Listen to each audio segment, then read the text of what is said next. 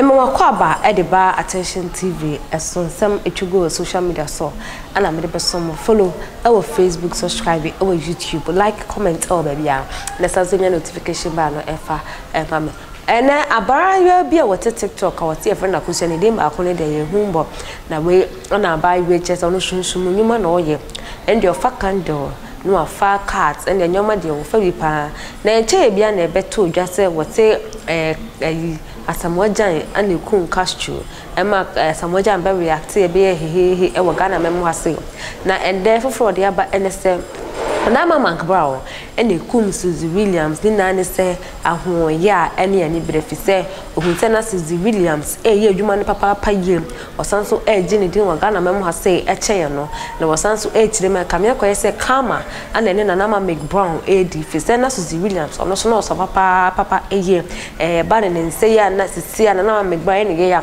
na Suzzy Williams so experience the same thing na we ana Maa Linda ye de kugina Maa Linda so Maa Linda babontie ede nsem abetuja wechire ma kyerese ayene se Mcbrown de kun Suzzy Williams ko penade ayene Ghana fokra mo ye bi kra de do Maa Linda ede bi bebre nsem bebre ana tutudwa abutie be ko ne akotie ede aba ma menka wo se number no 0548302985 ni na ene University Foundation. Misige ya wa be ya wo kan se mi sister wo kan se mo ye de yeso ye kan se na de de di twam e na se de de tete ani se wo de what si abayase na so bi be ko Suzzy Williams a wo hema na Mcbrown ye kumase ni na Mcbrown ye kumase ni onya akra ni nti so sam no we ko Suzzy Williams a na Mcbrown onye ni Suzzy Williams na complete na wone Nana Mcbrown no kumase Suzzy Williams no akra it will be the Suzzy Williams very complication on very competition e ka be Nana Mcbrown yan kranfo no tama Suzzy Williams movie na girls bebre nye movie mo kansem sister idea ye benya asem and we are wo benya na najude obedi ama ono asem no na your friend say ajagulaja gay is sunsumu yaje utumi ampa Ajaguraja gay was sunsumu yaje utumi sunsumu no eni kwa so na mo so na mo no ti yaje utumi na flu nsem Ajagura asema gay ne kanu no sunsumu no ni tumi bi asa we na te tumi bi eni wote na gay ne kana omo awonu aduane di kuta egusu no mu di ni mom nkofie nkodidi Ajaguraja ko gay na asema kana so wona ni Fred nyesa na Yesu sunsole na wo de no mo no wo baby owo no be se woni tumi biem ti sasa Ajaguraja asema gay ne kanu eye no kura ma omo awa odo magu ono fo mko no mo nkofie no mo nkodidi wo fie Ajaguraja gay wo kansem wo ye kansem na de wo kansem yesema ka de misuru no we have to kwata Mcbrown why any telephone chaka ena kwame usu ansa ena titi de ekom na wache ono so obrafo na ana eno ehin ena hwan bi ena so obobo ba ntiri nyina ye betie na Ghana ni kumase ni so owu ye tutu ase hwan no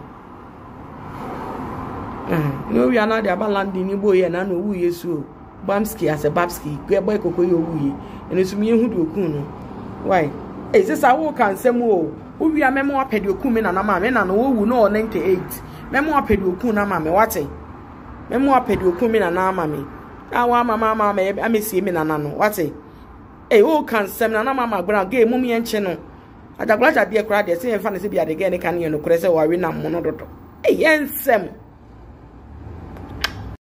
se de bia de be chi bia ti asem foforo gay bia ba ni baby ono so fira ono so aye butu sa se wo de spa candles wo egu nanim na wo de kire nsem ase ene dem so na pay o se na Mcbrown ne kun Suzzy Williams sister he mo di social media ni pressure ke kan sem huna ye be chimo to mo tisi na Mcbrown ba sa wo sama wa hemfie Ono abosom ni nyina amra.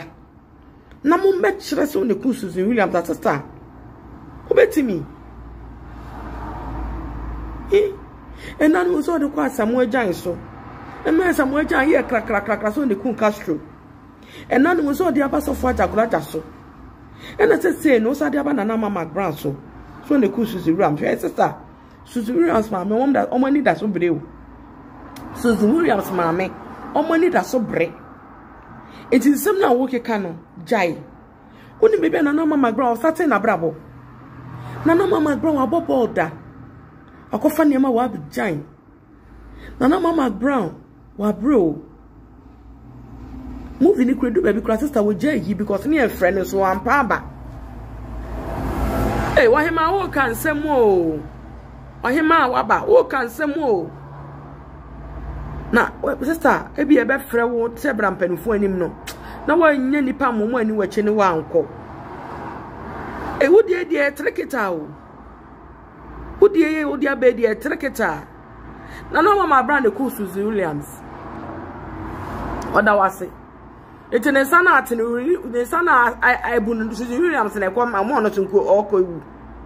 Na na madase. Oda ase why? Oda ase. Hey, ensem de social media ntimo kan biyo. Hey sister, obenya asem o. Onsam ne so. Sister, onsam ne so. Ana IGP be frɛ, IGP frɛ sister yi. We nyina yen kwamhye wo. Yen sama kase wo wiase o. Na Mcbrown de ku Suzzy Williams.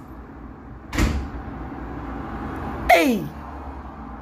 Na me enu ku sister ya wa be obenya asem o. Because yen kan sem sa o. Sa na be kan na Samuel Jaidi wo botugu e bia na akode wa akɔka no. Na obi amu anto anwu o. Wada rom ene so hwehwe ba ku ni maye wai. Hwehwe ba ku yi maye ifa no ofiri oba yeso. Hwehwe maye se na hwehwe ne se ye ne na yesa. Hwehwe ne so maye. Se wa ba hwehwe nsem mu idie. Hwehwe ne so maye wai. Hwehwe ne so maye. Eh sister wo kan sem o. Wo kan sem. Yo de ye kan sem na de twam. Hey. Aha, ana mdemo besti. Yema moni hwa moniti. Attention TV sini.